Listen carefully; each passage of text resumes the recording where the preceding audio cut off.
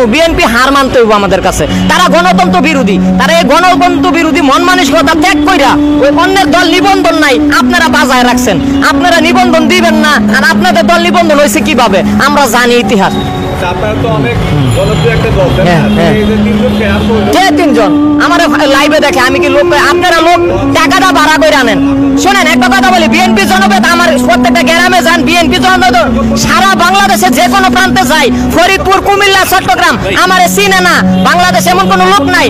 আর আমার প্রধানমন্ত্রী প্রার্থী হিসেবে মানে না এমন কোনো লোক নাই। তো বিএনপির একটা নেতা গিয়ে বললে বিএনপির করে সিসি দেয়, আল্লাহ বুঝালেন না, প্রশ্ন করার কিছু নাই।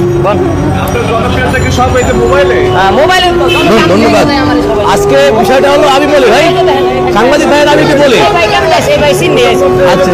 আচ্ছা ভাই, হ্যাঁ আমরা 300 আসনে আমরা দাঁড়াবো, আমরা 300 আসনে দাঁড়াবো।